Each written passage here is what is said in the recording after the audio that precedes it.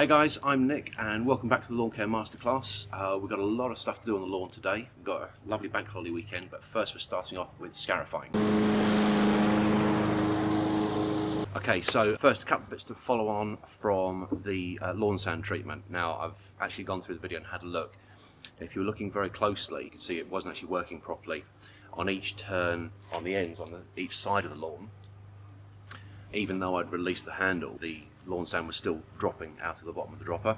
So I've got more burn around the sides than I have around the rest of the lawn. And having looked through the lawn, there's actually bits that I've missed, even going and doing a full crossways application. I've still missed parts, so I'll show you that in a sec. And the other thing, on the front lawn, we were applying Bacter, and I thought I was being clever by halving the rate and then applying in a crisscross pattern, doing the same thing I was doing with the lawn sand. But it turns out, because the granules are so much bigger, the actual application rate I've more than reduced by half overall, even though I went in two directions.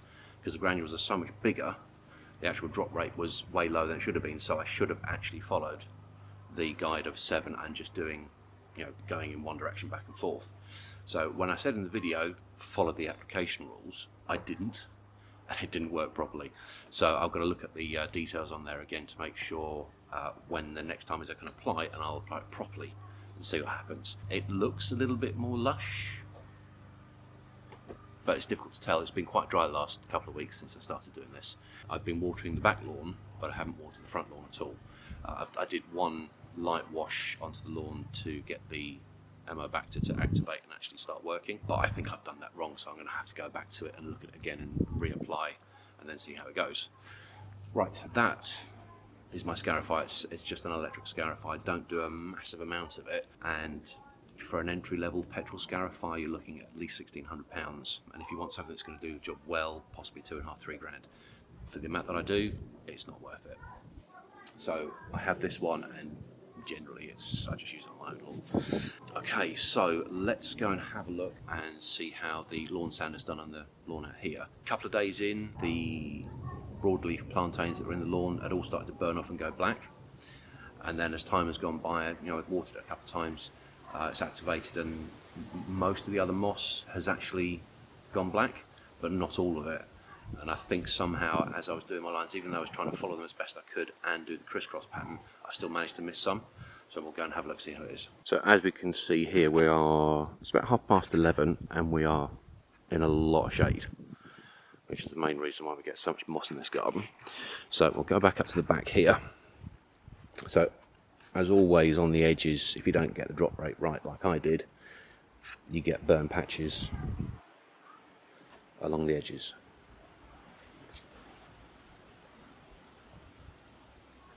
So it certainly worked well in some places. So we're going to have a closer look.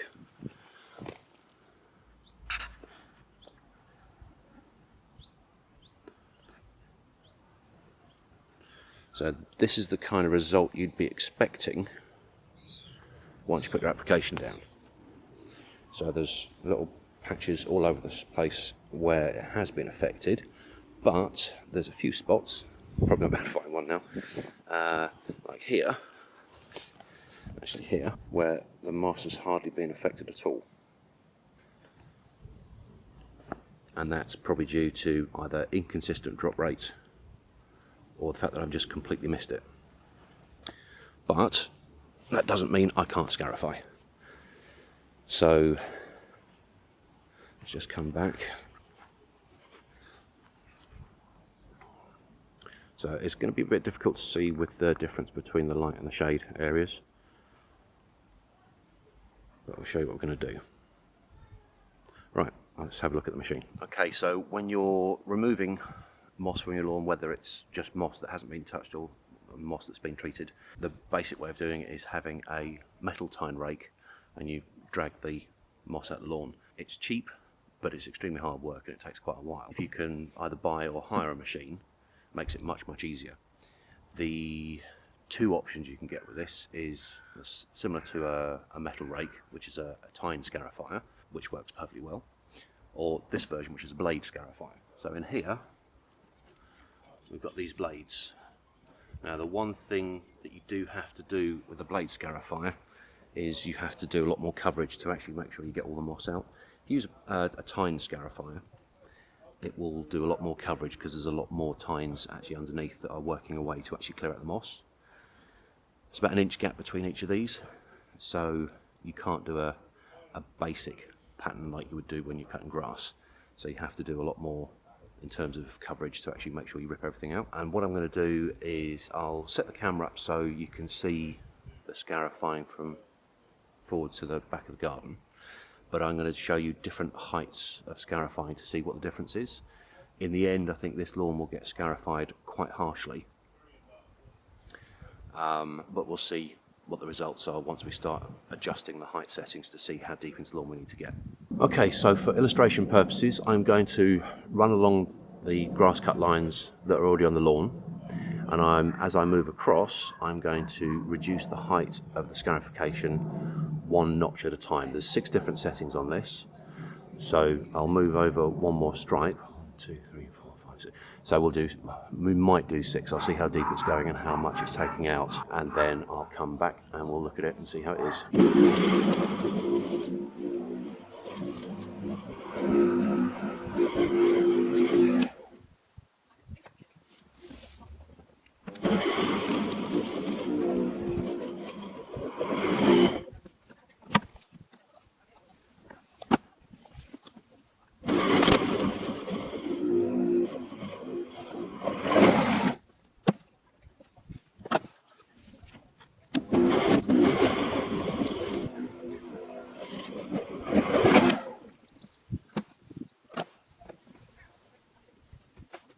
Right, so we can see here that we've started on this line over here, so it was on height 1, 2, 3, and then 4.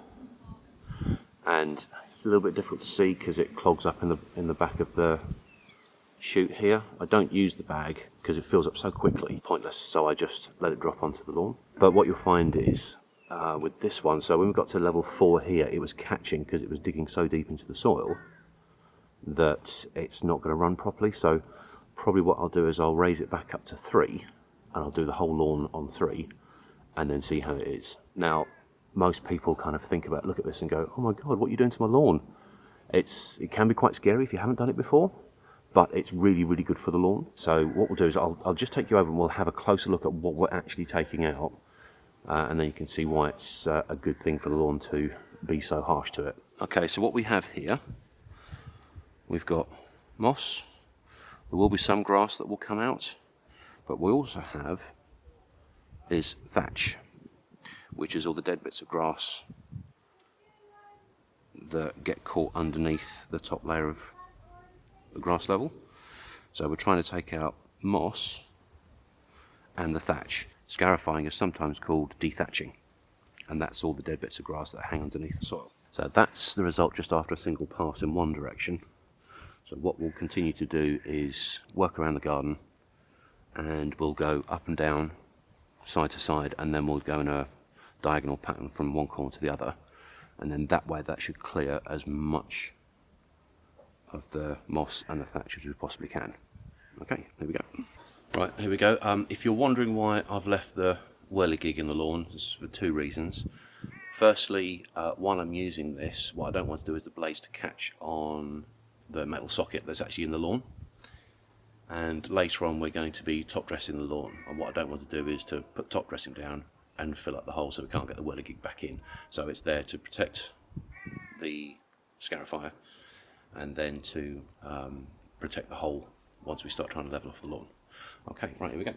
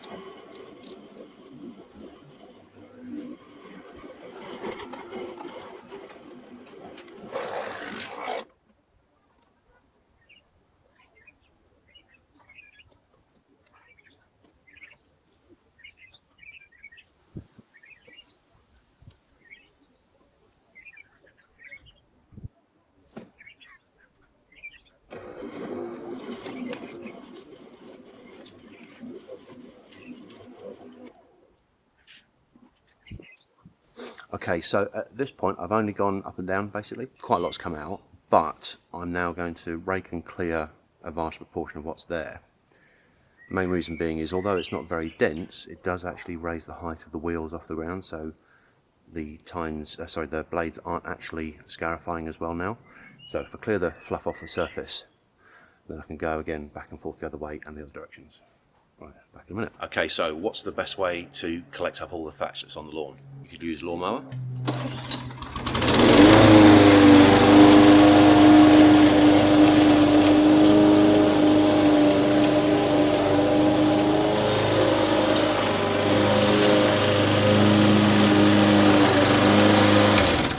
But I don't do it for the same reason that I don't put the bag on the back of my Scarifier. Thatch is very, very light and fluffy and bulky, and when you go with a lawnmower, yes, it picks it up quite well, but it fills up so quickly that you've got to stop every couple of rows to actually empty out the bag. So I tend not to do it that way. You could use a leaf blower to actually blow all the thatch into one place to bag it up.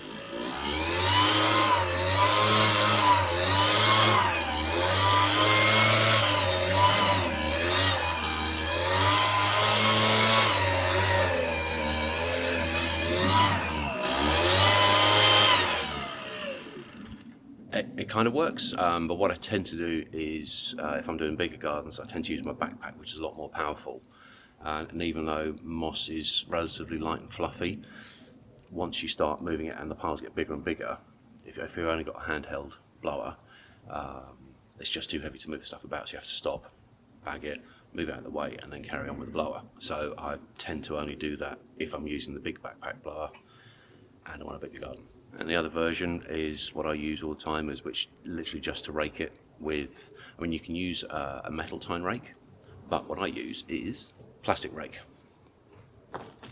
The teeth edges on these is much, much better than a metal rake, I find.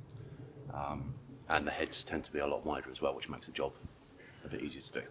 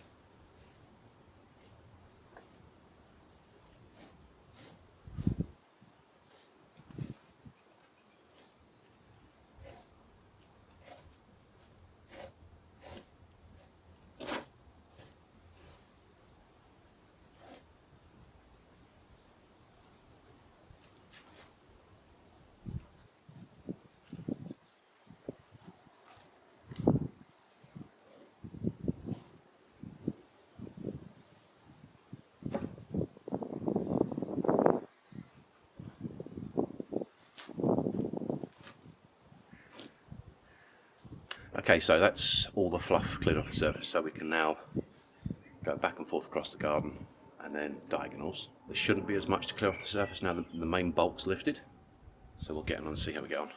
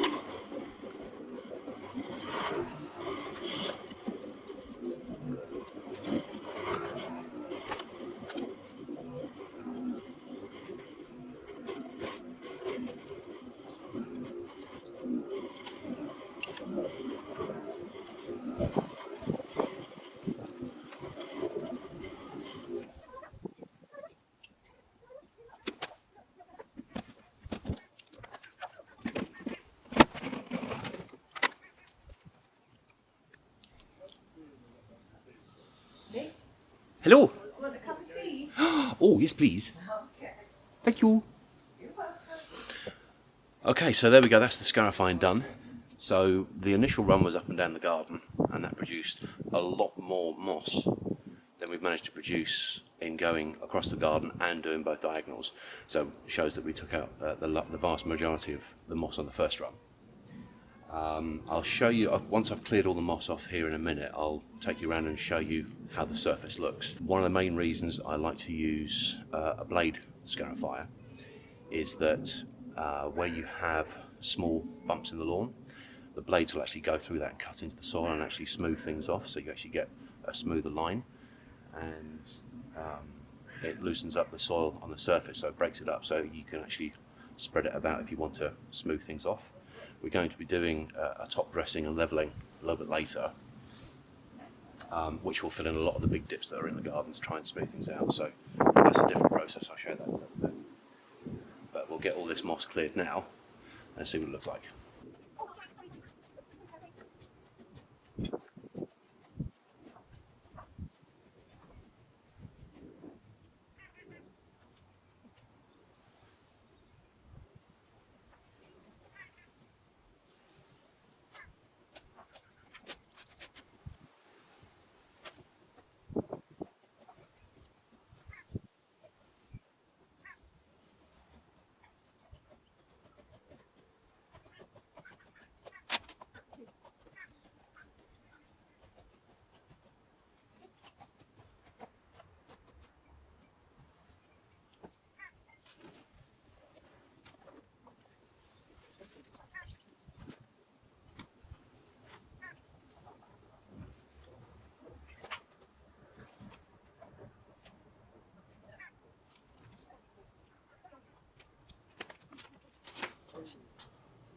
Okay, there we go, done. Right, I'm going to take the camera over there and you can have a look at the soil in close up and see what it looks like. Okay, so this isn't a particularly big garden, but you can see we've basically filled a bulk bag just with the moss. So The key purpose of scarifying is to get rid of moss and thatch. So let's have a good close look at the ground and see what we've actually got left. So, we're down to bare soil here. There's bits of grass. That's still grass there. There's very little thatch left. And bits and places around the garden, there's still be little bits of moss. Don't expect, especially if you haven't done any work on your lawn for a few years, don't expect to get rid of every single bit of moss and every single bit of thatch. If you want a good looking lawn, then it's an ongoing process where each time you do something to the lawn, whether you feed it, put some lawn sand down, scarify it, aerate it, whatever it might be, you'll get a bit more improvement each time you do it until you've got something that is properly lush. Now you'll see around the edges where it's still very green, it's very, very difficult to get the Scarifier to actually go very close to the edge. So you're always going to end up with bits that you can't actually reach. You have to do those manually. Otherwise what happens is your lovely edges that you might have all get ruined by the blades going through it and cutting it up. So try not to go too close to the very edge when you do it. But there you go. That's what it should look like. And don't be scared doing it either. Yes, it is quite a scary look to it when it's done, but that is the result you'll be looking for.